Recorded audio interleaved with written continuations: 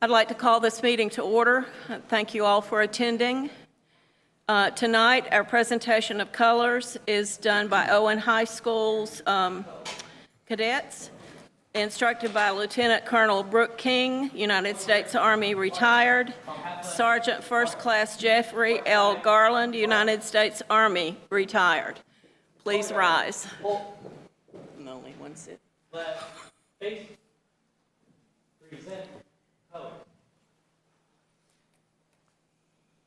I pledge allegiance to the flag of the United States of America and to the republic for which it stands, one nation, under God, indivisible, with liberty and justice for all. Right.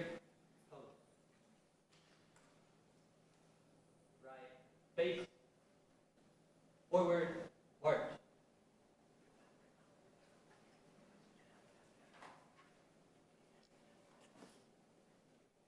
I ask that you remain standing tonight for a moment of silence as we remember all of our people on the East Coast that have suffered from the hurricane.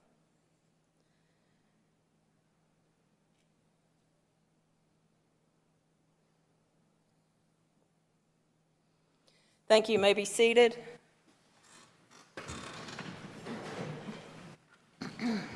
At this time, I would entertain a motion to approve the agenda. So moved. Thank you. Second? Second. All those in favor? Aye. Any opposed? Thank you. I'll wait till the Baldwins come in and take their appropriate seat.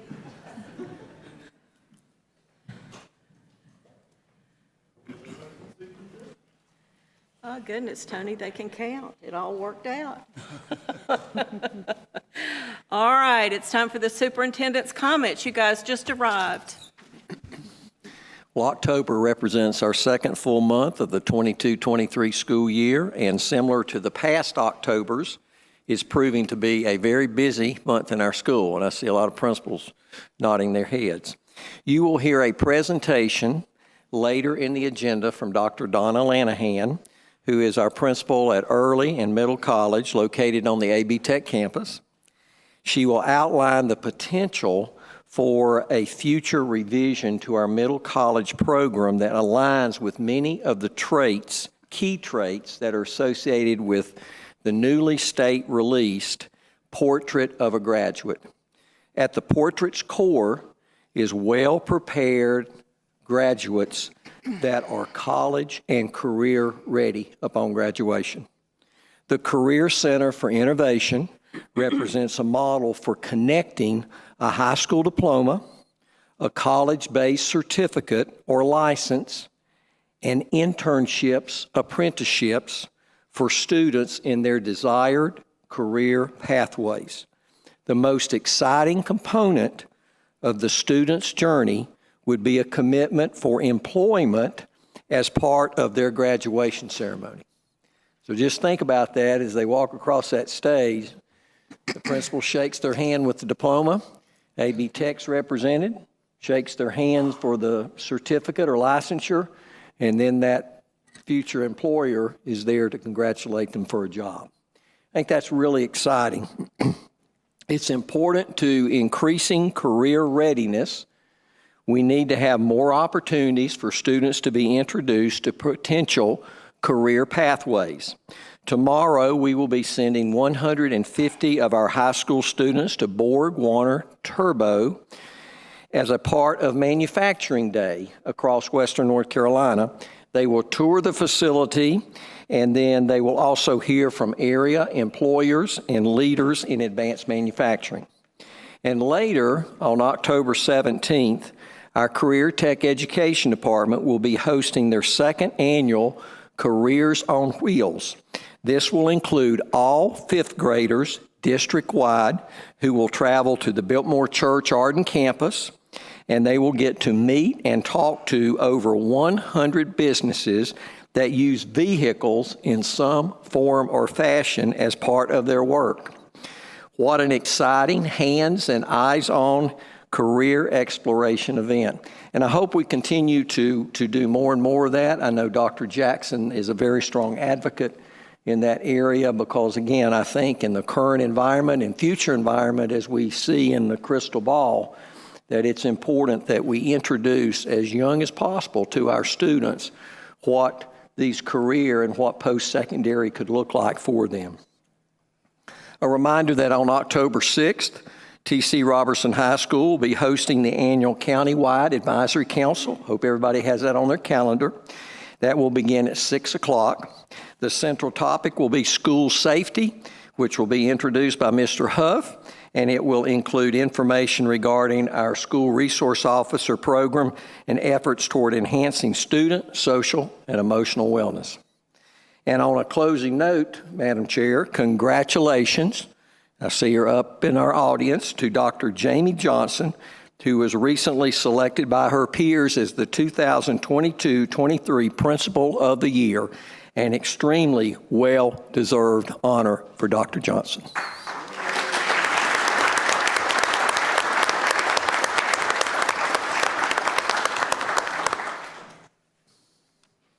Thank you.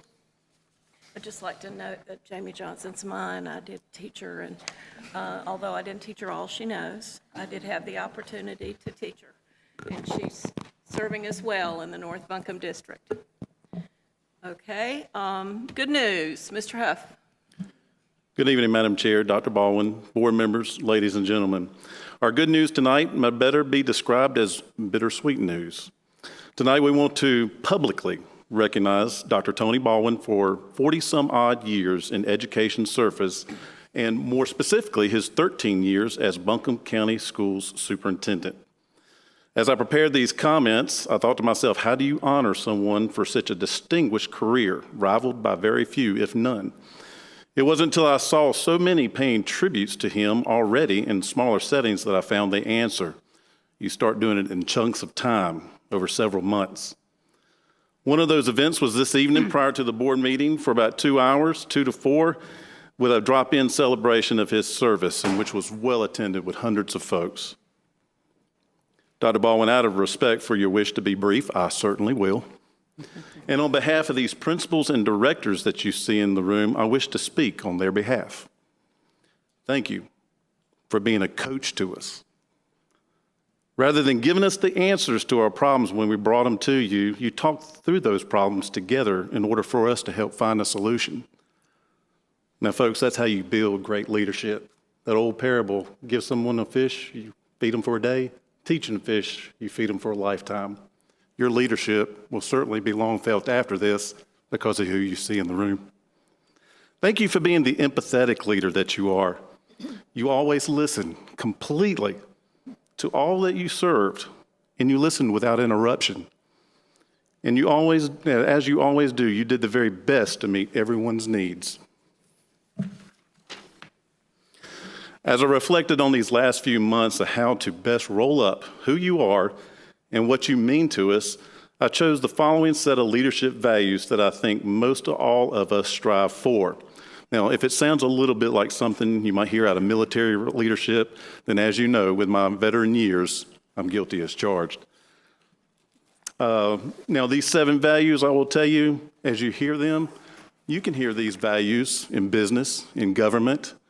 These are values, like I said, that we all strive for. Now, principals and directors in the room, as you hear these 7 values, I'm going to look for some recognition from you. If they strike a chord with you, and they seem to be, they apply to Dr. Baldwin in your time with him, how about give us a little nod? Loyalty, duty, respect, selfless service, honor, integrity, and personal courage. Dr. Baldwin is all these things, wouldn't you agree? But the one that I think of most is how he has always set the example of selfless service. Dr. Baldwin has always put the needs of students, teachers, staff, and community ahead of his own. He has always placed curriculum needs with the right resources and the safety for all first. The mental health and well-being needs for all before his own. He worked within some tight budgets in those tough financial years to save much-needed teacher assistant positions. He looked for behavioral specialists as well as other resources with a growing need in student services, and he championed grant opportunities to make Buncombe County schools a more safer and secure learning environment. Dr. Baldwin looked for projects above and beyond, such as teacher housing, working with community partners to build affordable apartments to both help and attract teachers to our area. Now, I would submit to you that Dr. Baldwin perhaps was looking to retire a couple years ago, but he probably put that personal desire aside to bring this school system through a very difficult COVID pandemic. For all these things and so much more, Dr. Baldwin, we say thank you.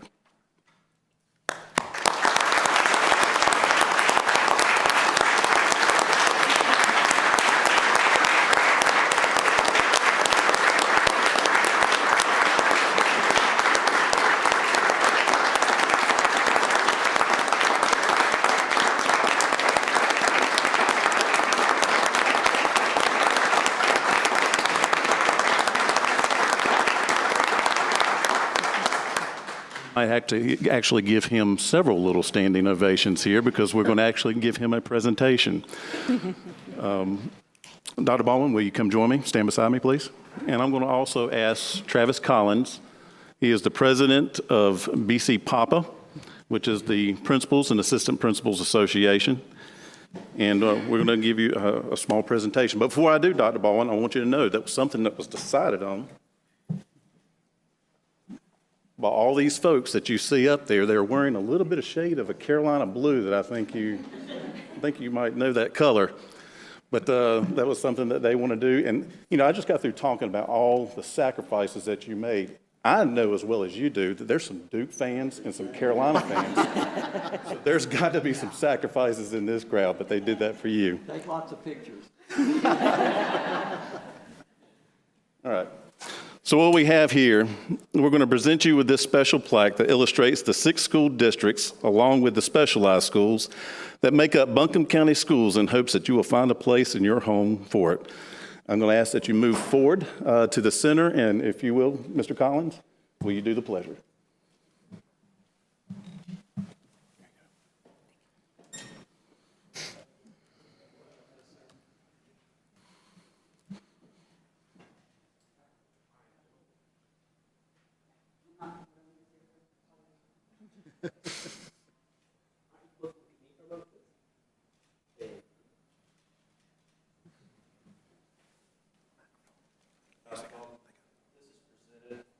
Heartfelt gratitude for your years of service and dedication to the students, teachers, administrators, staff, families, and community partners of Buncombe County Schools.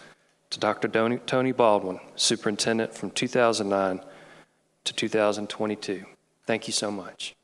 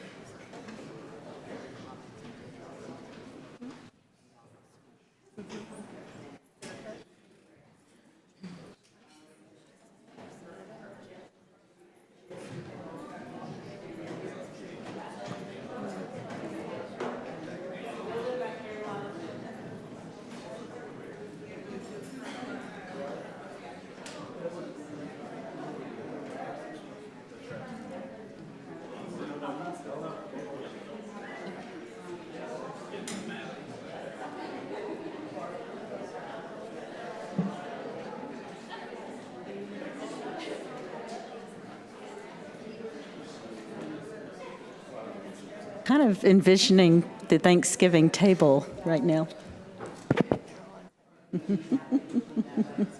Yeah.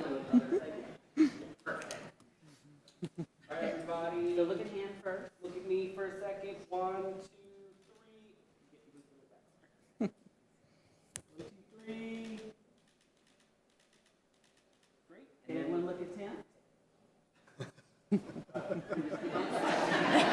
And we're gonna do one more group photo. So, Dr. Baldwin, come back.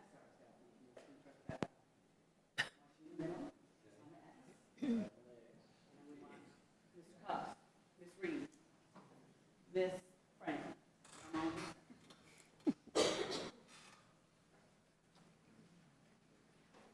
We'll do this, and then you guys want to do a full board shot? Go ahead. Sure.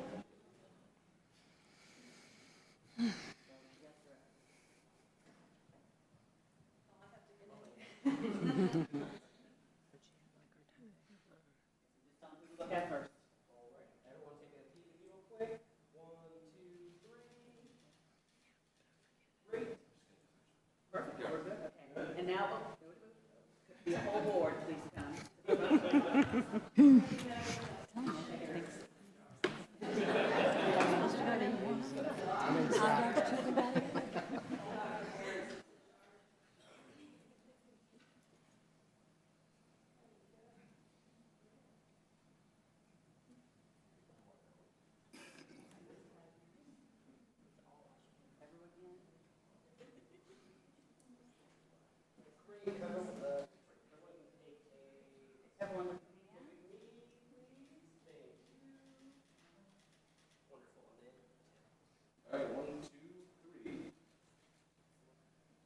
Perfect.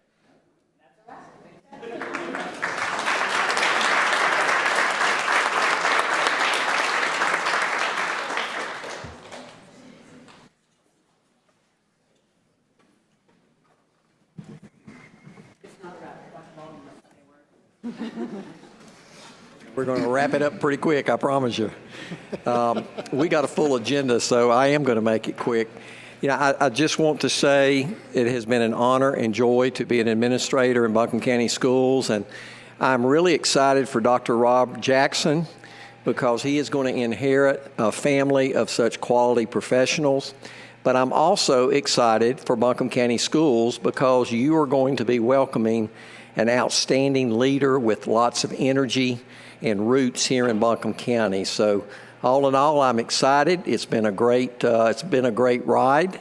I do want to say and recognize my personal family here because we all have two families, guys. Don't we know that? And I said earlier that some of the challenge is we're so good in our profession about looking at our staff and saying, your family comes first, your personal family.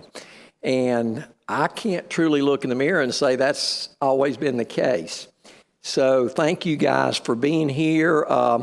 We have just a few that are missing, but Taylor Baldwin, Alan Williams, my son-in-law, Aubrey, Jack, my wife Angela, my daughter Meredith, Trey, our airline pilot, Liam, Ava, we love you so much. They drove all the way up from Wilmington today.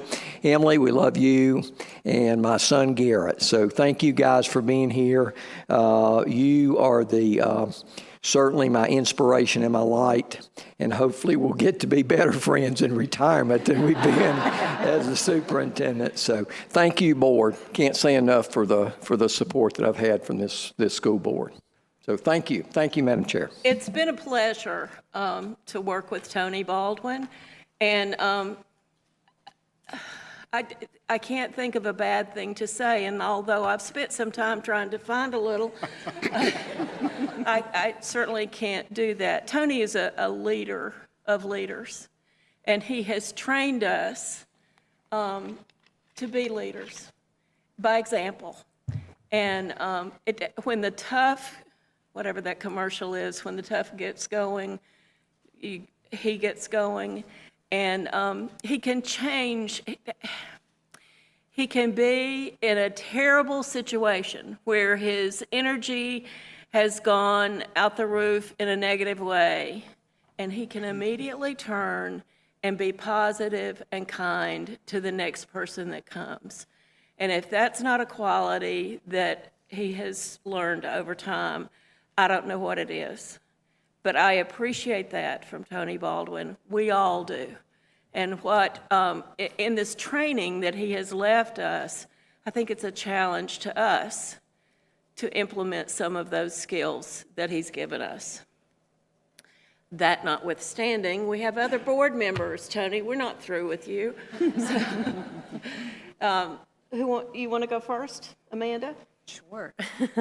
I'll be very brief. I just want to say thank you. You know, I kind of got thrown into this in the middle of probably what was the worst years of your career. And I think, you know, a lot of people at that time left education, and given where you were in your career, if you had decided to leave, nobody would have blamed you. But we are really, really glad that you stuck it out with us and got us through COVID. You were a great leader in general, but you were a great leader through that. And you said that in COVID, the one thing that we could count on was that everything was going to change, but that wasn't true because you didn't change. You were steadfast and a great leader during COVID, and we appreciate that. Cindy? So when I was thinking about what I wanted to say, I asked myself, what is the one word that comes to mind when I think of Tony Baldwin? And the word that just kept coming into my mind was balance. So steady and balanced, no matter what the challenge. When I first decided to run for school board, I interviewed many different principals just to find out more, learn more about the school system that I might be stepping in to help lead. And the amount of respect and admiration that I heard from every one of those principals I talked to, and again, it went back to balance of the balance in that case of autonomy and yet support, always knowing that somebody had their back, and yet they were empowered to lead themselves. And in the face of so many different challenges, whether it's financial challenges, personnel challenges that come up more than we would like them to come up, and certainly with COVID and all the different challenges that get thrown at us as a school system on such a regular basis, you always come to it with this evenness, with balance, with a steady hand that is so comforting in times of challenge, and just really admire that leadership in a time when so many things in our world feel out of balance. You always feel balanced, and I appreciate that so much. Dr. Baldwin, I'm the new kid on the block, I guess you could say, even at an older age, but I appreciate your acceptance of me on the board here recently in Max's absence. We go back even further in that I appreciate all the things that Joe had to say about you, and the description was spot on, but I also want to thank you for the support you gave me as the beginning teacher coordinator. Many of those folks are sitting in this audience tonight who were my beginning teachers, and now they're administrators. And that just is proof of your legacy and the leadership that you provided all these years, and I thank you for that. When I did retire, one of the times I retired, I called it my second cup, because I felt at the time my cup runneth over, so to speak. And I hope that you'll find the same kind of joy in your retirement, your second cup, as I have. I hope you find something that's fulfilling and beautiful. And I know with this family and these grandchildren, I can tell you from experience, those days of going through the car rider line are exceptional. Enjoy, sing, laugh, have fun, read stories, do TikTok videos, whatever you need to do. It's really a lot of fun. Thank you so much. I love you and your family. Go ahead. Dr. Baldwin, on behalf of the entire firm, but especially on behalf of Dean and I, it has been quite a ride. They say every lawyer suffers from the pangs of an undelivered speech, but I will be brief. What most Last word. There you go. Objection. What most people don't realize is that when things really get tough, about the only person the superintendent can confide in is the board attorney. And that's a scary thing. So give Dr. Baldwin a hug for that. But what I want to say tonight is that because of that, we got to know each other really well, but I got to see inside the soul of Tony Baldwin when things were bad and when you were trying to work through hard issues. And there's two things that I always take from you, Tony. That is, you would always say, well, Chris, what would the reasonable person on the street say about this? You know, what would be the reasonable, position of the community? But then you would end the same way. You would say, Chris, I've got to look in the mirror and know that I made the best decisions for the staff and the students of Buncombe County Schools. And folks, that wasn't in front of a camera. That is Tony Baldwin. So you've done an amazing job. We love you, and we wish you well. And for you and Angela, go have fun.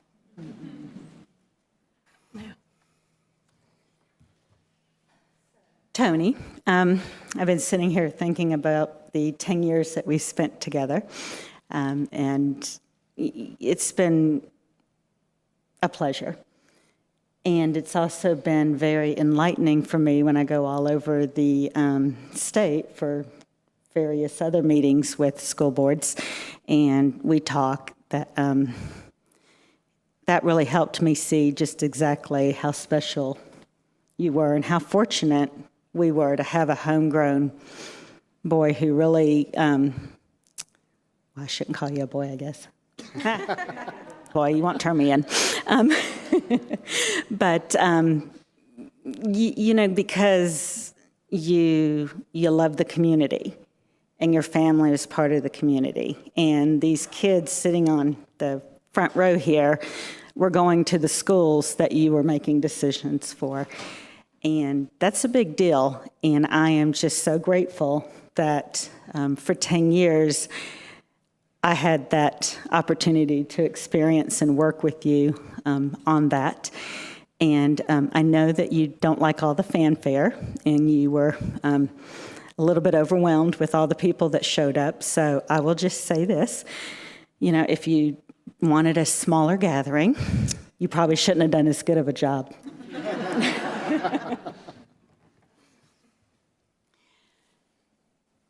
Mine's going to be a little bit of a more personal note.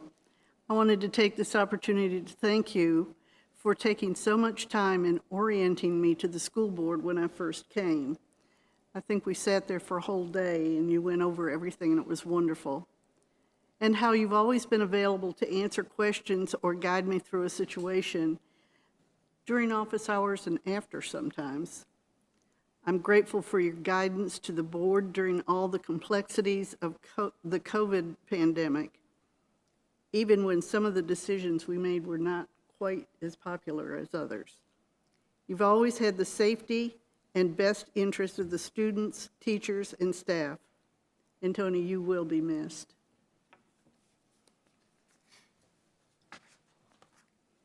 So I guess as longest tenured, save the oldest for last. 16 years, we're going out together at the same time. For me personally, that I couldn't have scripted it any better. It wasn't planned, but it's worked out that way. I'm going to go back to the job interview. You remember that? BB&T building. But even before that, Dr. Baldwin was beginning to work as an assistant superintendent and was working very closely with Mr. Dotson when I first came on the board. And Mr. Dotson did something that I have been so impressed with in this school system that you've carried on and you've done, and a lot of the result of that is in the room tonight. But he had you doing things, and I remember after about 6 months, I went and talked to him, and I said, "Are we about to lose him?" Because you're giving him things that superintendents do. And those interactions in closed session, there was a lot of things that were going on, and he said to me, I'll never forget it, he said, he's going to be a superintendent, and he's going to be a superintendent soon. I'm proud of one thing that I was a part of with the school system, and that was a decision we made in 2009 to hire you as superintendent. And I just want to say thank you for what you've done for the school system in creating and continuing the family atmosphere. You've mentioned it, and this whole front row right here, seeing all these folks here, that kind of ties it all together for me. But to thank you for that leadership and creating that family atmosphere and that family situation. And we have a lot of people in this room tonight that at one time were teachers, some principals who were assistant principals. And the fact that our board was smart enough at that time to hire the best candidate who already happened to be here and that you thought enough of us to stay with us for all these years and to lead us is for me, all I can say is thank you. Good luck in retirement. Let's meet for an adult beverage when Duke and Carolina play if you're not in attendance, and some nachos and a pizza or something along those lines, and watch those games and continue what for me is a strong friendship. And I just say thank you.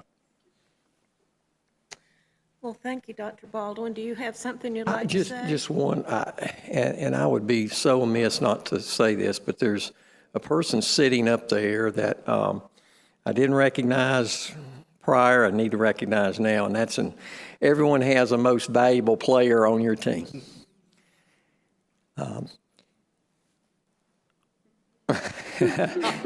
Kim Matthews is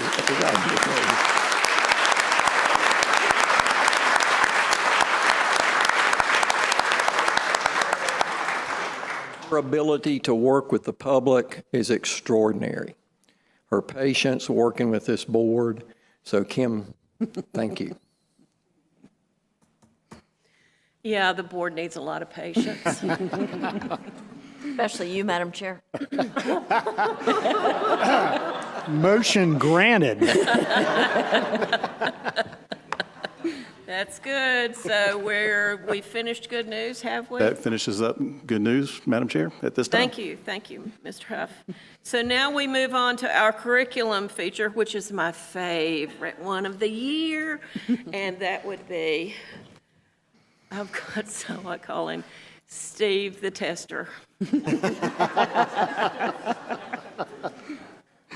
Also known as the Grim Reaper in some portions of this building, so I got my sickle and my cape. I'm ready for Halloween. All right, that's good. Okay. Dr. Baldwin, Madam Chair, members of the board, distinguished colleagues and guests. Okay, it would be remiss if I wasn't mentioning you. I'd like to present what some people commonly refer to as the autopsy data for school performance last year in the 2021-2022 school year. So that's where we're going to begin. I always, and if those of you that have known that have seen my presentation for all the years I've been here, I always start with the cohort graduation rate, because that's the culminating event in the lives of all students that have been with us K, 12, or 13, okay? Now, I also make sure that whenever I'm in schools, I reference the fact that that is not a high school indicator. That doesn't happen without our elementary teachers, our kindergarten through 8th grade, or middle schools and intermediate schools. So that's why I think when we look, this is the metric that we need to focus on, because this is the true measure of how we're performing in Buncombe County schools. So as you can see, last year, Buncombe County had a graduation rate of 89.8, which is slightly better than the state. When I like to look to, sometimes I blow my graph up and make it a little more. You can see that the trend over, since we've been measuring this since 2006, there was a period of time when we were below the state. But that trend has reversed, and you can see that Buncombe County, and each year, that gap has grown larger. So it's a testament to what we're doing K-12 in our schools. Another metric that I look at that also represents what we're doing as a district and not just at a particular grade span is our ACT.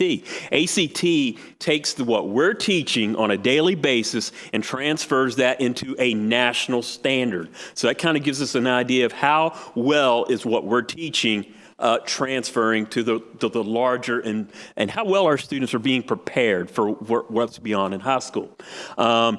This is the ACT composite. The composite takes the 4 subscores and kind of gives you an overall rating or score. You can see for Buncombe County, that was 18.8 last year. In North Carolina, it was 18.2. I also want to make sure we understand that the minimum UNC system requirement moved from a 17 to a 19. So we can kind of see where our students are placing in regards to that UNC minimum. We'll talk a little bit later about the proficiency of that score as well. Okay, how many of our students scored that minimum composite of a 19. We'll see that later, but that kind of gives us a reference of how our students are performing on a national standard. So, under the Every Student Succeeds Act, we have some indicators that we report. We report these in multiple ways. Some of these are required by the federal government. Some go into our state accountability model. We're probably more familiar with the accountability model. That's our A through F grade. But we also do this for the federal government as well. Every Student Succeeds Act is a federal. It's what followed No Child Left Behind that most of us remember. So in our indicators for grades 3 through 8, we look at ELA, math proficiency and growth. We look at science, grades 5 and 8, math proficiency and growth. And we look at our English learner progress. How well are our English learners moving towards progressing on those English language acquisition skills? We have 10 schools that have enough students for that indicator to populate. At high school, they have a different set of standards. Now, I wanted you to notice, what did you notice about the standards in 3 through 8? What are they all related to? Every one of them. Proficiency and growth. Test scores. It's all about testing. Okay, so just keep that thought in mind. In high school, we can see we're looking at English 2, Math 1, Math 3, proficiency and growth. Biology, proficiency only. We don't look at the growth for biology. And it's a complicated federal rule for why that is. And then math course rigor, that is measuring the percent of our students that earn a credit in Math 3. And then we have ACT and ACT work keys. They're a combined indicator. And we have 4-year cohort graduation rate. And then we have English learner progress. We don't have any high schools with enough students in 10th grade, because we only look at 10th grade in the high school to meet that indicator.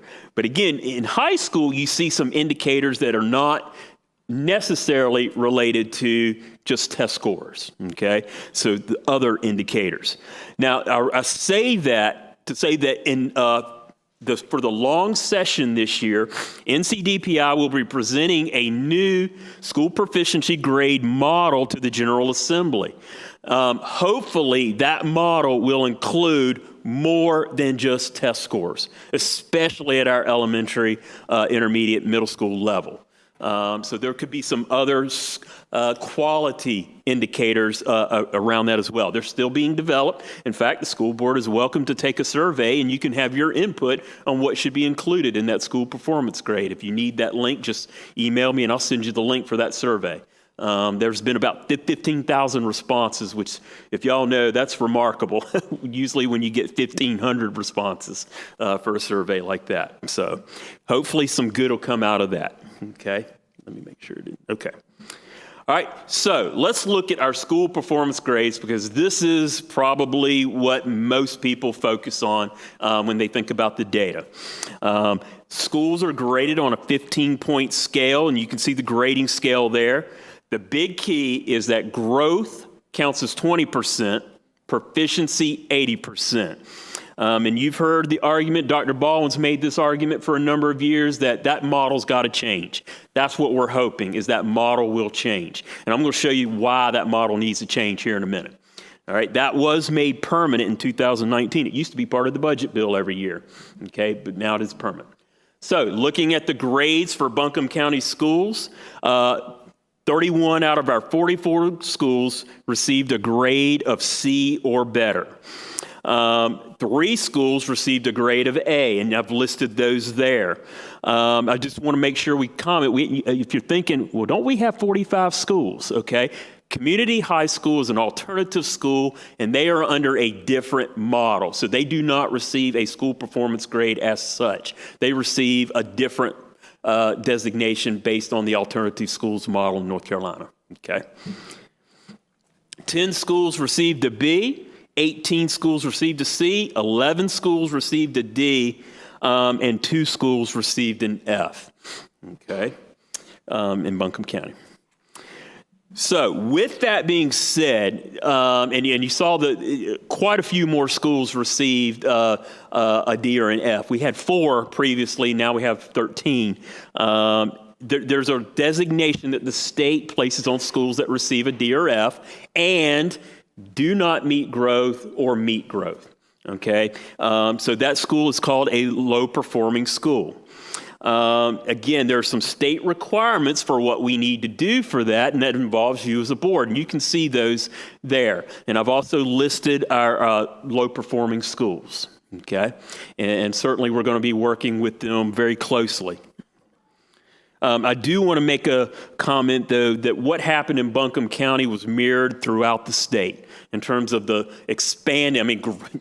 largely expanding number of low-performing schools. That was common throughout the state.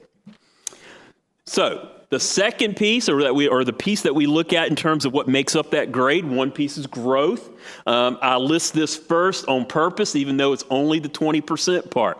All right, because growth to me is what's important. Okay, this is what we as educators, I think, this is what we put our efforts into, is growing students.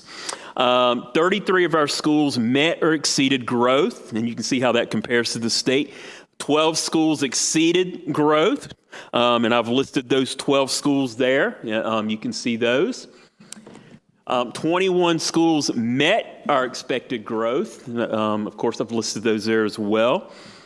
And finally, we had 10 schools that did not meet growth, and we see the list there, okay?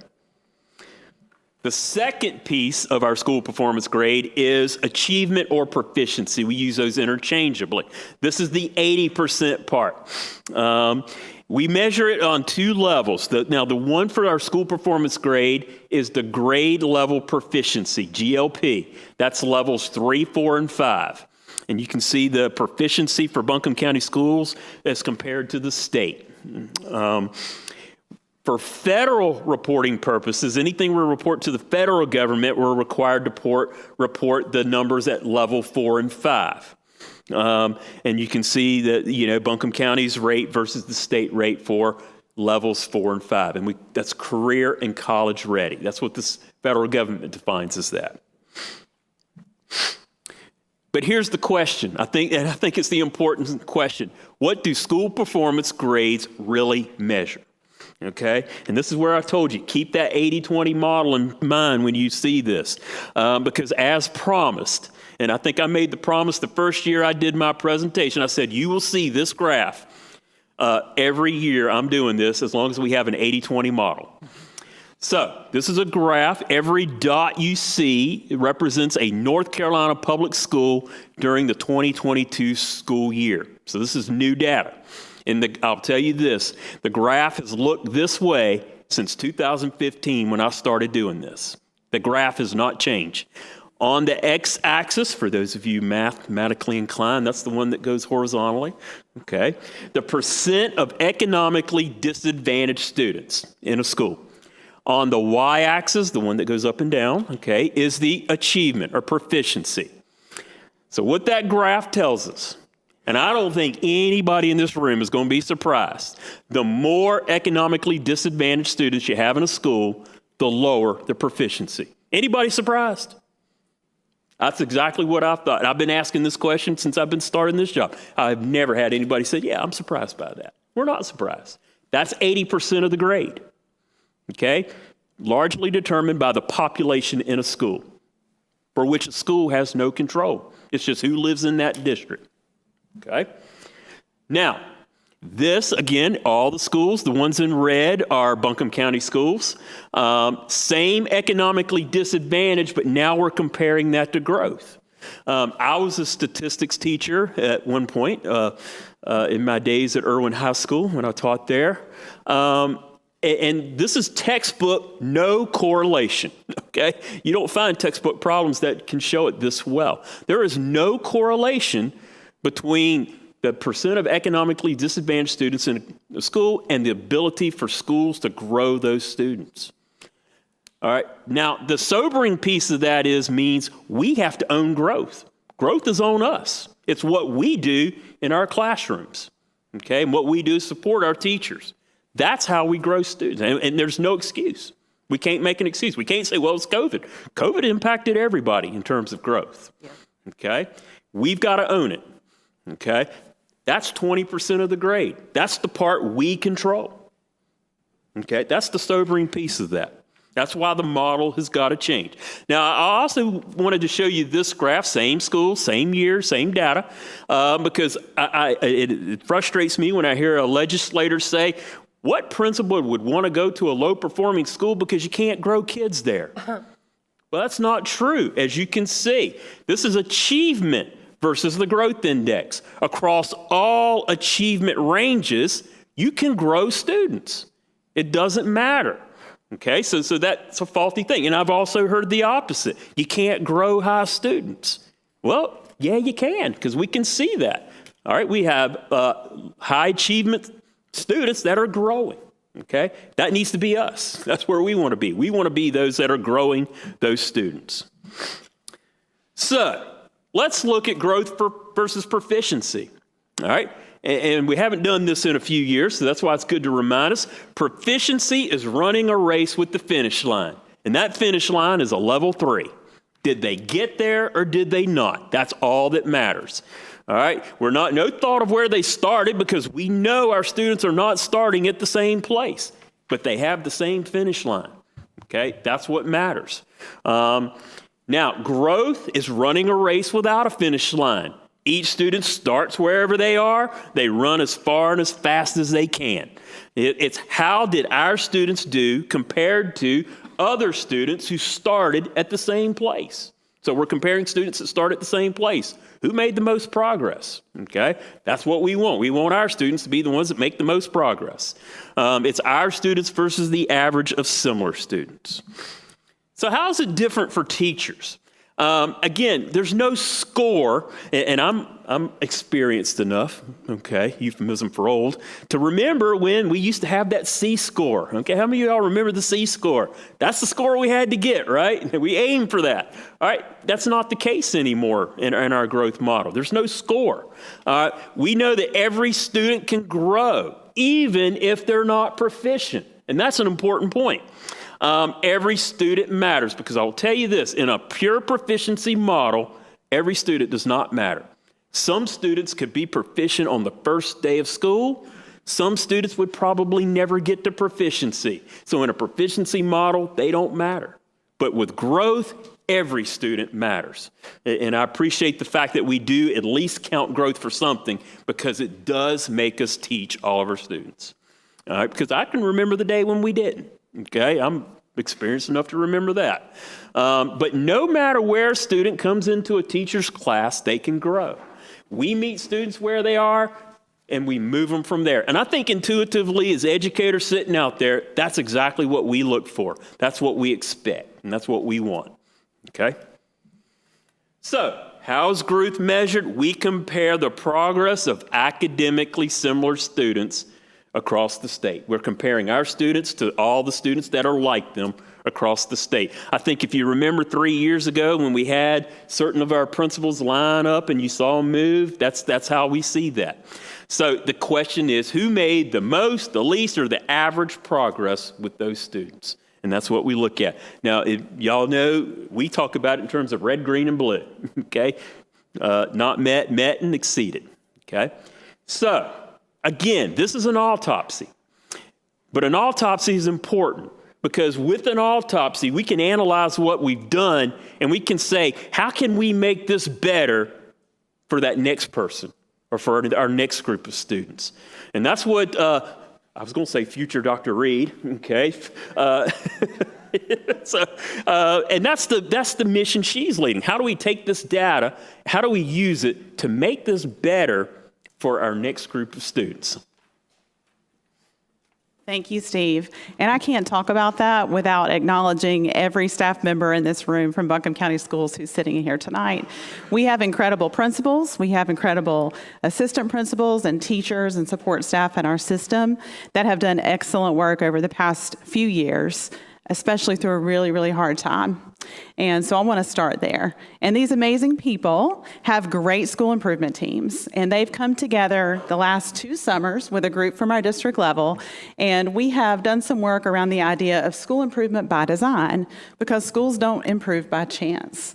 And so we've led them just through some work around our district priorities of equity, academics, and social emotional learning, and a focus on some particular initiatives in our district that we think will propel our schools forward just as they are. We have dug into data with these school teams, and we've implemented some new strategies, and one of those is instructional rounds. We're going to start that actually in the next month with our schools that have a low-performing designation, where we send teams from the district, mainly from our curriculum department, into schools, and we say, okay, school improvement team and principal, what is it that you want us to help you with? And so we can continue to increase our collaborative relationship between the district and the school and give the principal some feedback to help them move forward. In addition, I'm excited to say that we have formed a new district improvement team to begin to translate our district priorities and initiatives into the NC STAR platform as our district improvement plan. And we've just started the steps for that. We actually met, there were about 30 of us from the district level on September 28th for a full day. And we took all of the data that Steve shared with you and some data from past years just to look at trends from every single tested subject area in our county, and we came out with some very intentional strategic next steps in forming our district improvement plan that will be housed in that platform of NC STAR. So we're really excited about that work. As I said, I will actually be presenting to you a preliminary support plan for our schools that have a low-performing designation, and the instructional rounds that I mentioned will be part of that support plan, and we also will be giving feedback to every one of our schools through the NC STAR platform, but more frequently to our schools that have that low-performing designation. And then we have a system that's worked for us for a long time, and that we have monthly curriculum meetings, not only with our principals in the middle of the month, but we do the same type of meeting with our assistant principals, and then we're very intentional about delivering that same information to our instructional coaches. So we're actually setting up a nice collaborative team at the school level so that they can all be on the same page about their plans to move forward. Any questions for Mr. Earwood or myself? I just have a comment, if I may. One thing that I noticed in what you were saying, almost Dr. Reed, was that I really appreciated the way that you're not referring to them as low-performing schools. What I picked up on is that you are performing, and I wrote this down, you're referring to them as schools that have a low-performing designation. And I really appreciate that, because I just want to emphasize my own perspective that this label that the state puts on our schools of low-performing, we don't have to own that. Nope. Our schools are performing well in many, many ways. And so I just wanted to say that I appreciate the way that you're articulating the way we use this designation in our school system. Thank you. And the state has supported that approach as well. Questions from board members who are saturated with data? You all right, Mr. Bryant? Okay. I appreciate this, and I give Steve a hard time. All of you that have been in here before know that I give Steve a hard time. But I will tell you, when I have a question that I need an answer to, I may have given him a hard time, but by jingo, he answers that telephone and he explains it to me till I can understand it, and I appreciate that. Thank you. Thanks to both of you. Absolutely.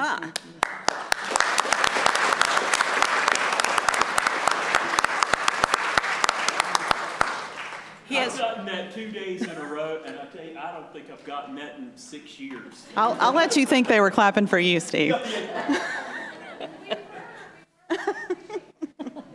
I'll take it where I get it. I do. And he hadn't called me a blooming idiot yet, so I think that's probably a good thing also. Next item on the agenda is also almost Dr. Reed. I will introduce current Dr. Lanahan, who is the principal at Buncombe County Schools Early and Middle College, to talk to you about a proposed venture that Dr. Baldwin alluded to earlier with AB Tech for an innovative approach to workforce development. And so I will hand it over to Dr. Lanahan. Thank you. Madam Chair, members of May the I board. also say that I taught her? Madam Chair, Yes. members of the board, Dr. Baldwin. Dr. Baldwin, I want to add my voice to the chorus of appreciation that has been shared tonight. And I feel particularly honored to share this initial report tonight, especially because it does represent your commitment to leadership, your legacy of leadership and innovation. So I appreciate that opportunity. It also represents the collaboration of key members of your team, Dr. Baldwin, including Dr. Shane Cassida, Taylor Baldwin, Tanya Robinson, and Jennifer Reed. So thanks to them for asking me to share our work tonight. So Buncombe County Schools Center for Career Innovation is an idea that we would like to propose to you tonight, a career-focused school with innovation at the center. And it represents a reimagining of our middle college school, of which I'm currently the principal, and I want to share a little bit more about that vision for reimagining middle college tonight. Our vision is a career-focused school that utilizes our existing local partnerships and an innovative curriculum to support any student to develop the skills and experiences necessary to, as Dr. Baldwin said earlier, graduate with a job offer and prepared for a career in our local community. So it does beg the question, why would we reimagine middle college? And there are several reasons for that. One, we see an opportunity to maximize what we already have as a cooperative innovative high school model in a way that's mutually beneficial for the partnerships we've already created under that umbrella. And I'll speak more to that in just a moment. Perhaps most importantly, we believe that this particular opportunity could change the lives of the students we serve. We can engage the community to address shared needs that we all as educators recognize, and we can redefine the possibilities of educational partnerships in our region. I think we've all either experienced or known of individuals whose lives were changed by a connection to the world of work, or whose lives might have been changed by a connection to the world of work. And so that's what this idea represents. And we want to lead that change, not just respond to the changes that are coming. So earlier, Dr. Baldwin mentioned the portrait of a graduate, which is really significant in this work. Come back to that in just a second. So the North Carolina Portrait of a Graduate is going to be, I think, officially released in a few weeks. But when we look at the tenets of that Portrait of a Graduate, what's most important is that it's a collective vision that articulates the community's aspirations to better define the skills students need. And again, as educators, we all can articulate those, but are we being intentional about planning students' experiences toward those skills? The portrait includes knowledge, mindsets, and skills that students need to thrive in the 21st century. It speaks to an alignment between employers, communities, higher ed institutions, and families. It's speaking our language, in other words. And it talks about the intentional fostering of communication, collaboration, and creativity, and those durable skills that we know are so important for students. So we share this information about the NC Portrait of a Graduate to say that our work is already aligning with where the state wants to take public education. So I'd like to go back just a little bit to talk a little bit more about why there's a need for change and that potential of our cooperative innovative high school model. This particular graph represents the growth of Buncombe County Early College over time and its mission and vision to serve our first generation college students. And as you can see, the blue line represents our enrollment over time, and the red line represents the number of our students who are earning a degree or credential. And so as we continue to serve more students, we're seeing also more and more students earn a degree or credential at our school. The next slide represents our middle college enrollment and the number of students earning a degree or credential.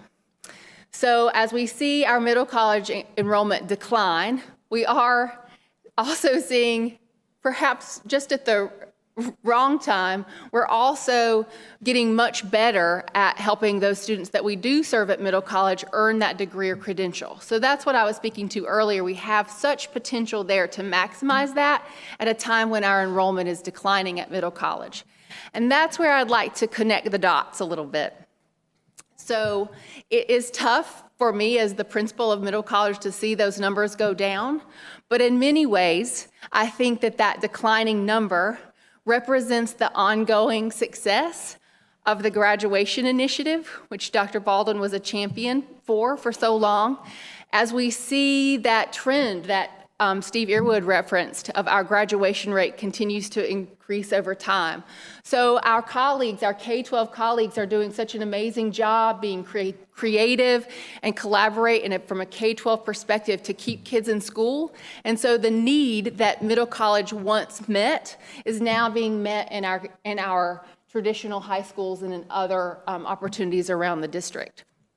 So therefore we have this opportunity and this need that if we change the focus of Middle College, we can change the students, we can expand the number of students we can serve. So on to the Career Center for Innovation. At the heart of the Career Center is this idea of integrated learning experiences. Certainly we have the academic and knowledge and skills that students would receive in any core classroom. But we would also integrate that with the career competencies that they will need to thrive in the workforce, and then the professional competencies that employers tell us that they want our students to have. And those career competencies might come in the form of a career credential or even a degree or a certificate. But the most important thing is that they are work ready, they're job ready, and that we've started with the employer as the entity that describes what it is that we need our students to have. So in our initial thinking about CCI, we've identified 4 potential pathways in industries in our local community that seem the most rich, both in terms of employer partnerships, but also in terms of job opportunities for our students. Sustainable construction, information technologies, healthcare technologies, and hospitality and tourism. So those represent possible pathways that our students could choose to partner and to look for a job in those particular fields upon graduation. I've moved information technologies to the top of that list because that's the pathway that we've chosen to develop most fully and to start. And so when we think about information technologies, the questions that we have begun to ask are, what are the industry certifications and college courses that students would need to get a job in the information technologies field? And who are the key business and industry partners who we could partner with to support that particular pathway for our students? So if we think about career opportunities in information technologies, it's broad. Network management, system security, software and web development, digital media, all careers in which students could thrive. And one of the initial ideas that we've had is that our first employer partner could be Buncombe County Schools. So in talking with Robert Frisbee, what are the jobs that are available within our own school system that perhaps graduates of the Career Center could be prepared to have upon graduation?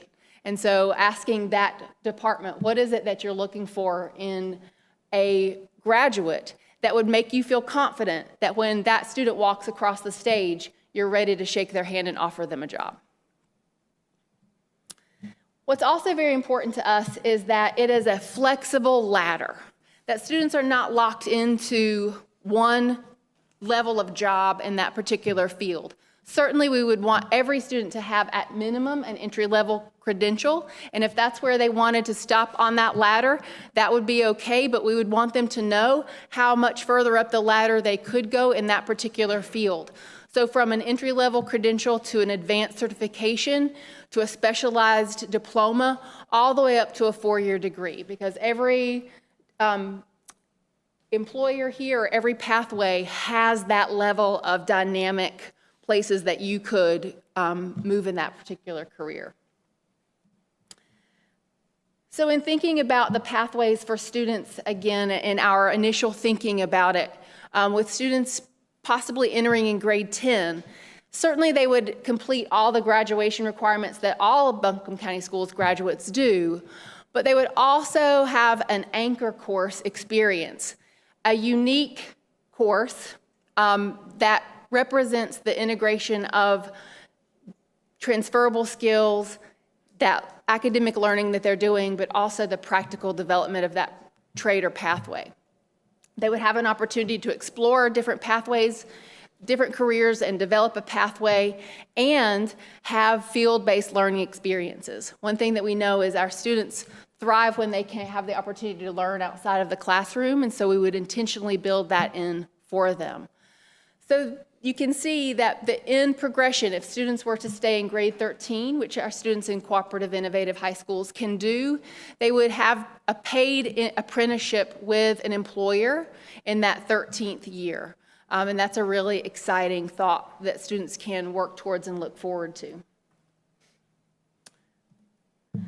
So finally, as we think about what's next, again, this is an initial report, our thinking about this particular school.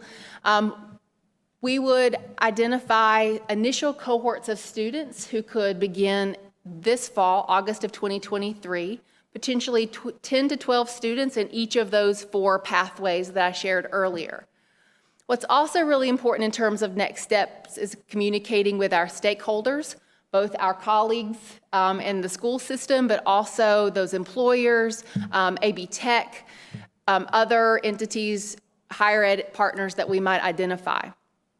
We would also do some of that pathway planning with employers, which feels so central to the work, including those initial conversations like we had the other day with Robert Frisbee about employment in Buncombe County Schools. We are currently talking about facilities and what this place would look like and where it would live, and if we have the space for it in our current home at AB Tech. And we're also beginning that curriculum development piece. So what does it really look like in the classroom to integrate those 3 academic skills, the professional competencies, and the credential building? So that's where we are initially in our thinking about Buncombe County Schools Center for Career Innovation. And we believe that, yes, it is workforce development, but we also believe that we are identifying and nurturing our students' potential to thrive by connecting them to the world of work. So I'm so curious what questions you may have. Donna, I have a question. Yes. Thank you, first of all, for putting that together. I think it's definitely something that I'm really excited about. I would like clarification. So what you envision is they would just enter 9th grade at their home school and they would kind of be targeted that year? Is that what you would envision for that? Yes, they would come to us after their initial 9th grade year. Okay. And I'm looking at my high school colleagues out there. I think one of the things that we know is that sometimes students don't know what they want to do in 9th grade, and it takes their 9th grade year for them to figure out that they may need something different. So while early college identifies students who enter in 9th grade in their 8th grade year, students would have had that year of high school experience, and we would be sharing information with them so that if this was the right choice for them, they could then enter in 10th grade. Is that kind of what's already happening with middle college? Or do some of our middle college kids come in 9th grade? That's a good question. Middle college students come in the 11th grade. Okay. And so sometimes that feels a little late to us because if they want a credential from AB Tech, it may be a little too late in their pathway to get them there. And so that's why the 10th grade year seems like the smart move. Yeah, no, that sounds good. And then my only other question, are there career academies at other schools other than Irwin, or is Irwin the only one at the high schools? No, I don't see anybody. To my knowledge, the Career Academy at Irwin High is the only career academy. One. So would this impact that? This wouldn't be like an exception of, this would be an in addition to? In just addition because that to, is definitely in addition a great program to. that they have there. Okay. Okay, that's all my questions. Other questions from other board members? I have a couple of questions. It's been a while since I've visited middle college. Middle college is just 11th and 12th. It does not have 13th. Is that right? Or It currently now does have 13th grade. That was fairly new in the Okay. last couple of years. We wanted to give students the opportunity to, because we are a cooperative innovative high school, we can have them stay that 13th year. And so we didn't see a really good reason to force students to graduate in their 12th grade year if they could benefit from that 13th year. So that we have a wouldn't- mix. so that wouldn't necessarily be a huge change, although in this model, everybody would go through the 13th grade? Is that?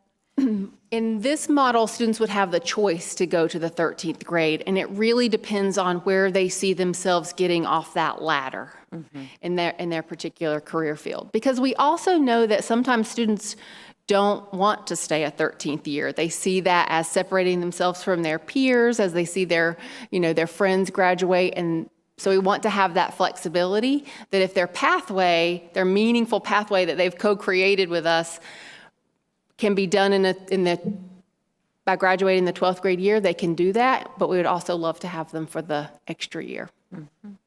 And my last question is a procedural question. With a change like this, is this something that the board would have to vote on, or is this something that the staff can make this shift without the board's approval? Is this more just educating us about what's happening? Sure. All schools have a designated school number, and the composition and structure of the school is ultimately up to the school board.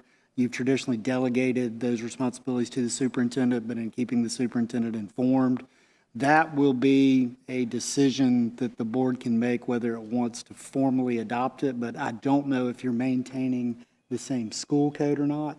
A curriculum change to an existing school that already has a school code would not require board action. But a lot of times boards will want to take action just to show their approval. So that would be one of the things, and I don't know if we know the answer to that question yet or not. Donna's indicating the number would remain the same. Okay. Our then it's- intention would, for it to remain 323, which would allow it to also be a cooperative innovative high school because it already exists under that umbrella. Right. So it would be akin to changing the theme of a magnet school or something like that. So it would technically not require board action, but the board may want to do that to show its approval. I appreciate the opportunity to stay informed about what's happening, so thank you for that. Okay. Other questions from board members? I just wanted one question as a clarification. So the 13th year, did I understand that that was more of an apprenticeship? So are all 13 year, or are all of the 13th year apprenticeship focused, and will they all be paid? So that's a really good question, and what you saw represented there was sort of a theoretical idea of how that might play out. In my mind, I think realistically, we would have some students who would be in paid internships in their 13th year, if that makes sense on their pathway, and that was what the employer articulated that they wanted from that particular student. And some students might be taking college-level courses that their employer said would best prepare them for that particular pathway. So I think the answer is it depends on that student's personal pathway and that employer partnership, which I think is what's so unique about this particular approach. So actually, since you mentioned that, I have a piggyback question. So if an employer said you need to take some of these college courses, that is something that Buncombe County Schools would cover, right? Well, so the beauty of that cooperative innovative high school model is those courses are paid for students as long as they are ours. So yes, we would pay for them. And I will just say, as a parent who writes checks monthly to higher education, anytime that you can get the opportunity to get some free classes out of the way, go for it. So thank you very much. It sounds like it's going to be a very innovative and exciting adventure for our area. Thank you. Others? Thank you, Donna, to you and your team. This seems very much in keeping with what's needed right now with our students, and thank you for being so creative and leading the way. Thank you. Okay, public comment. Madam Chair, we have 3 public comments tonight. The first speaker is Melanie White. And will you please state your name, your district, and just so you know, there is a timer right there that will count down. It'll turn yellow at 30 seconds as a warning. Melanie White. I actually went to Inca High School. I have a daughter in the early college and a niece at Evelyn Intermediate School. This school year, I have noticed a distinct, across the board, all districts, re-emphasizing of the school dress code. Not sure really the reason behind it, but I am concerned that the dress code is stricter than when my mom went to school in the 70s. She attended North Buncombe in the 70s. My dad attended Irwin High School in the 70s. And these new standards are emboldening an extremist mindset that measures women's modesty by the length of their clothes. It's absolutely toxic purity culture mindset. You know, where are we going to stop with this? I've noticed that at different schools, the community colleges, and also different employers, including from what I've seen, Buncombe County Schools, they have taken into account with their hiring practices and with school programs evolving social norms. So like people are allowed to have tattoos now when they go for employment, piercings, things like that. But our school dress codes have not taken that into account. So as I'm looking at the policies, I looked at a lot of different policies, not just the one at the early college, which isn't bad at all. Little bit. So they're very concerned with, you know, safetiness of the clothes, which isn't a problem. Their decency. The problem that I have with all the dress codes across the board is they all seem to use the word provocative or inappropriate. I think we need to throw out this word from the language in what we're putting in dress codes. Saying that clothing is provocative insinuates that it provokes sexual assault or rape or harassment, which is false. Harassers are going to harass, abusers are going to abuse.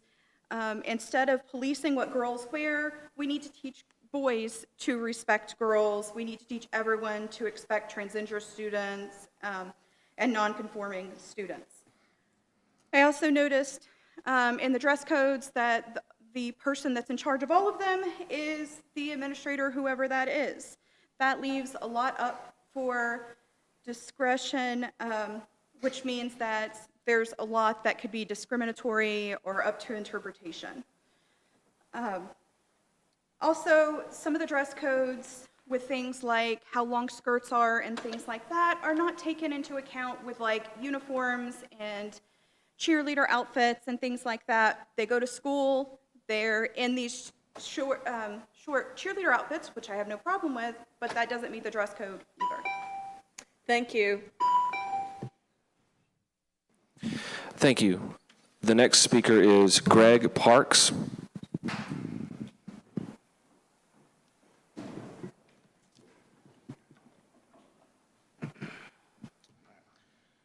Greg Parks, candidate, Irwin District.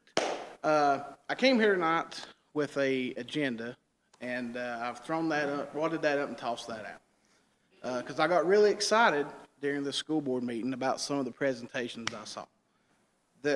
Great work by the staff, by the way. The explanation on the school performance, excellent job. I really got a lot out of that. And, you know, it's easy to look at a big picture from a 40,000 view and not understand the details. So that's great.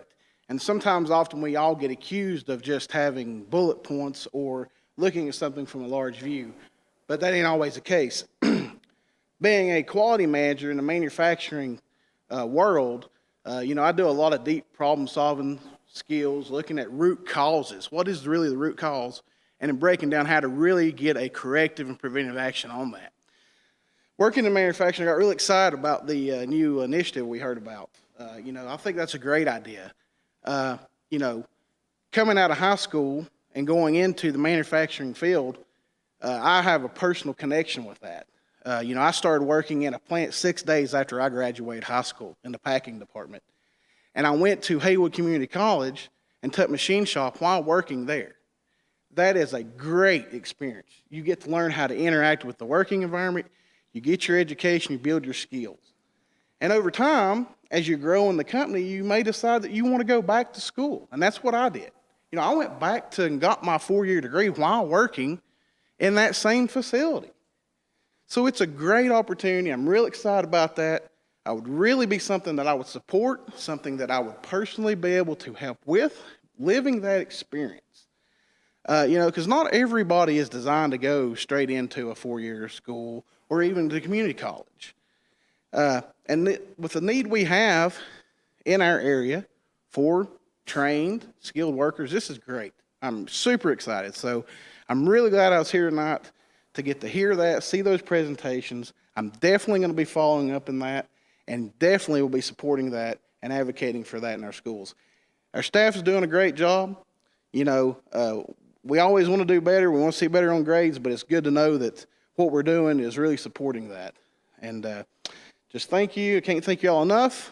And I just want to challenge the board members that will still be here in the coming months to get behind these programs, support these programs, and let's get away from the negativity remarks of people that you may or may not agree with on things, because they may have value interest in helping with these programs and would love to be involved. They just may not like to always do that through written communications or Facebook. They may want that public face-to-face comment. Thank you. Thank you. The last speaker is Superintendent Ronald Gates.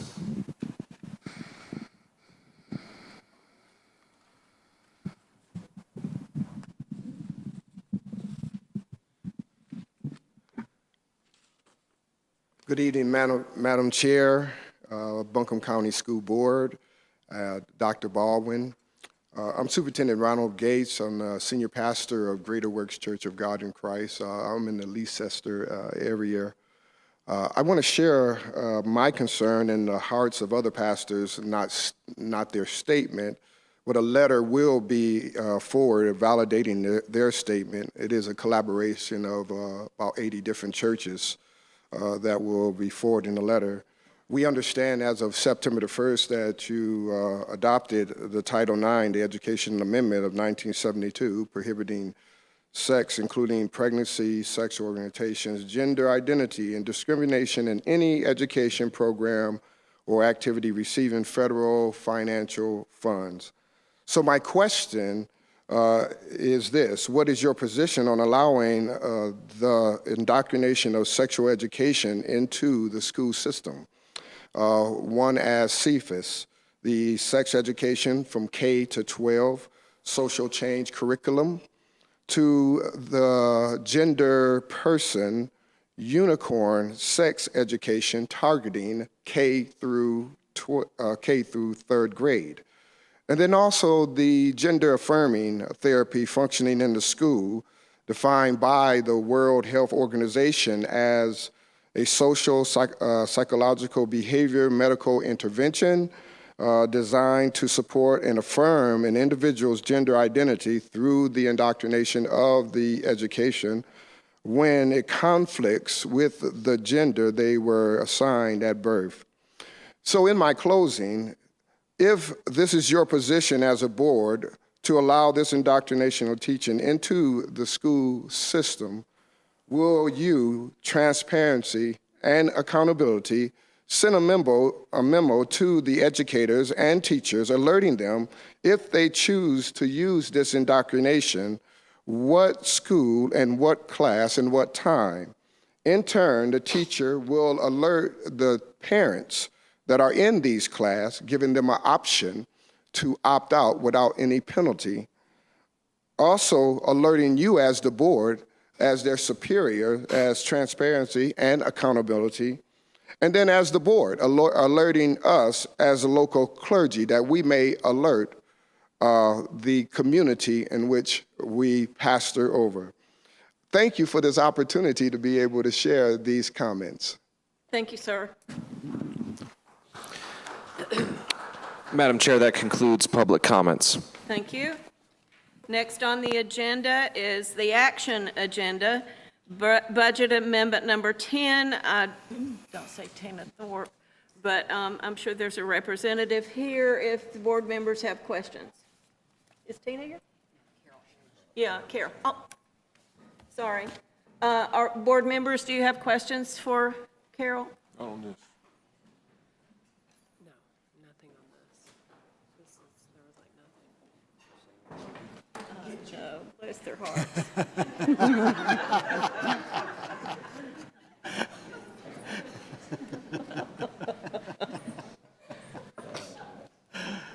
Madam Chair, I would move for adoption of budget amendment number 10. Thank you.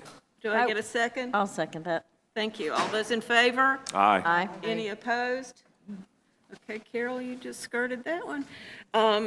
Now, the next item is Irwin Middle School's based health clinic. Authorization to award the contract. Are there questions from board members about this? Why, yes, Madam Chair, I do have a question. Oh, bless it. As do I, unless she asks the always same does. one I'm Do going to what? ask. I do as well unless she asks the Okay. same thing I was going to ask. Mr. Wyatt, you had to sit all the way back there, didn't you? So you'd have to walk down that long way. Trouble tonight. Okay, let's go. I'm going to ask the same question, the next three items. What's the source of funding for this? The source of funding for the school-based health clinic would be the ESSER funds. Okay. And that's already been budgeted, and this is within that, the amount that was budgeted for? It's not Correct. over?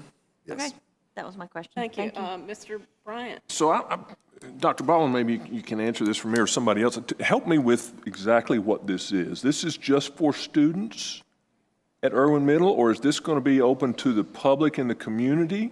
I want to let Miss Dr. Reed talk about this. So this center really is mainly for students. The hours are stipulated in an MOU that we're actually looking at revising. It was an MOU that actually was put into action last spring between Blue Ridge Health and us. And then we've also negotiated the relationship with our MAHEC school nurses and how that functions as far as student referrals go. The hours of service for students would be the beginning of the school day until around 4:30 in the afternoon. So my question then relates to safety, because it's an outside building, and without seeing the schematics and those types of things, so it seems less problematic to me during the day for the students who are in school, but if you're going after 3 o'clock and there's access coming in and out, and we've seen enough things happen in health-related facilities, I just want to make sure that part of what we're spending a lot of time and effort, and rightfully so, to protect everybody in our schools, that is also a part of the planning for this. And it is. This is a detached building where this will take place, where the construction will happen. And there is a... Which one is it that's back there behind the middle school? Is it one that's existing, or is it going to be a new one? It's the ones that are existing, the mobile units back there behind the cafeteria wing of the building. Okay. But there is a gate that prevents you from coming back into the courtyard area from that after hours. Okay. So you cannot get access back into the building without authorization. Okay. All right. And So even you the feel structure- comfortable with where we are with the safety there? Because I wasn't sure the hours, and if we were having people come from off campus to use that weren't just students, I just wanted to make sure that when you've got more people coming and going, you have the potential for a problem. So I And just there wanna will make be sure. a gate that crosses the road that goes between the high school and middle school that stays locked now. Right. There'll be a parking lot there off of Mount Carmel that you access from that direction, but you cannot go on to Irwin High School either from this while they're during the daytime. Okay. Even during the daytime. Okay. And what you're authorizing is just the construction project of this. Right, but you would want to take care of the safety correct. features internally and those types of things as part of that process. Okay, thank you. Other questions from board members? So there will be a whole different driveway, or you're saying it'll be like off the bus parking lot? So there will be a new parking lot just for this facility. If you come off Mount Carmel, there are currently some picnic tables in a little courtyard area. There will be a Like where parking the lot built basketball- in that area, Where the basketball courts are down there? above the basketball courts, near the top of Right the hill. outside those classrooms there where that. Correct, right outside the mobile units. I got it. Yep. Do we have plans to include some technology upgrades if needed, specifically to expand into telehealth as an option? So this technology, and I may speak out of turn, but they will be having their own technology fiber run to that, so they can use all of the healthcare needs that don't match up with education needs. So that has been taking place, and that is actively happening. Great, thank you. Thank you, Mr. Wyatt. I would entertain a motion to approve. So moved, Madam Chair. Thank you. Second. Second. All those in favor? Aye. Any opposed? Good. Reynolds Middle School switchgear, request to approve change order. This is also Mr. Wyatt. Are there questions for Mr. Wyatt in this regard? Same question. This is Article 39 funds for this project. And it's falling within the amount that was budgeted for? It does. Okay, thank you. 39 or 44? It's 39 for the 39. SCFC? Yes. Huh, okay. Cindy, was that it for you? I'm sorry. Looking at the bid tab, okay, it's always good to get the low bidder, but when I look at the bid tab on this, which is not what you brought to us today, but you had two bids, one for $316,000 for base and the other for $79,000. That seems way.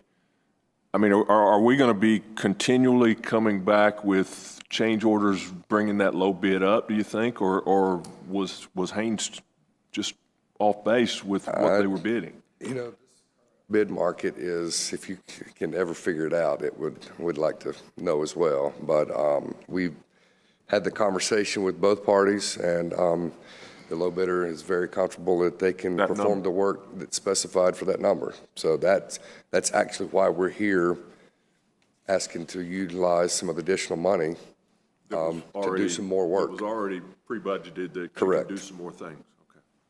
Thank you. And this bidder is one we have experience with and has been reliable and so forth? Correct. Other questions? Hearing none, I'd entertain a motion to approve. Madam Chair, I move that we approve this request. Thank you. Second. Second. Got it. All those in favor? Aye. Aye. Any opposed? Avery's Creek Elementary School Dedicated Outside Air System, DOAS, replacement authorization to award the contract. Questions? And these are ESSER funds. You? I thought maybe we'd get a pop quiz on that one. He's quick study, isn't he? All right, anybody else have a question? I'd entertain a motion to approve. So moved. Thank you. Second. I'll second. Good. All those in favor? Aye. Any opposed? AC Reynolds High School, use of capital outlay allotment. Questions? I have one. Lisa? I don't know if somebody's here or not.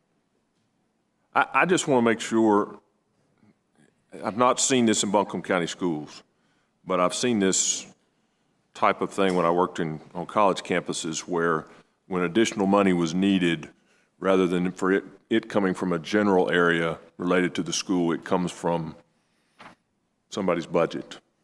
And I would like some assurance that that's not what's happening. No, the remaining funds are housed at Reynolds High School in their Right. school funds athletic account. They already have that money secured. So it's just in the general athletic account. It's not, we're not borrowing from tennis or cross-country or somebody else. Perfect. Perfect. Thank you. I didn't think we were, but just wanted to double check. Other Thank you. questions?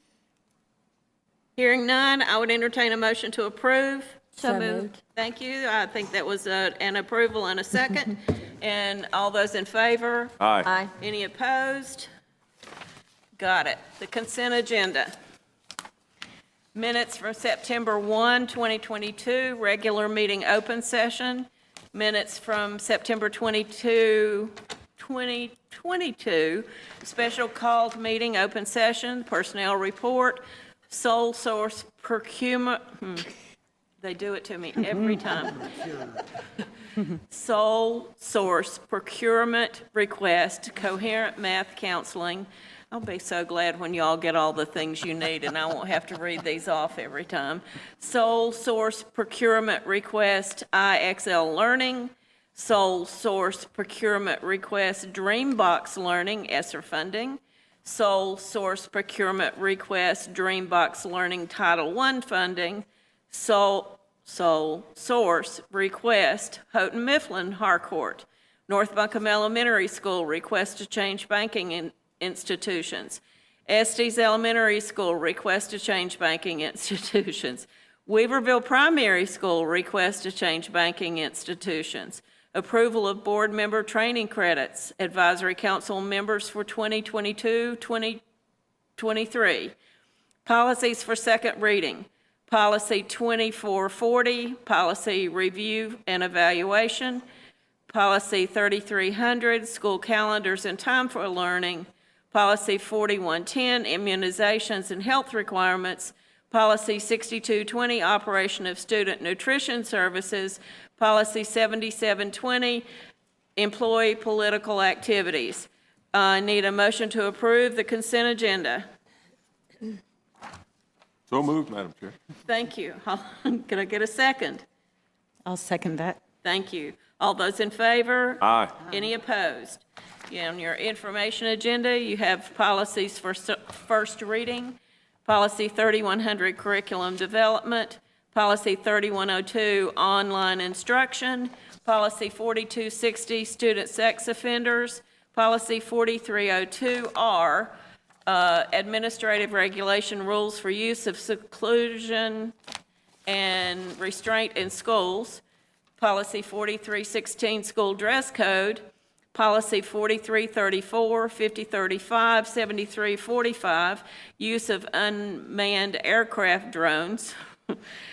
Policy 6120, student health services. No actions needed. The next board meeting will be October the 11th. No, that's not true. October the 11th, 2022, at 6 o'clock, we will meet at Robertson High School auditorium for the countywide advisory council. The next board meeting will be November the 3rd with a work session and updates beginning at 4 in the executive conference room and opening session beginning at 5:30 here in the Minotorium. I would entertain a motion to adjourn. So moved, Madam Chair. Thank you. Could I get a second? Second. Thank you. All those in favor? Aye. Any opposed?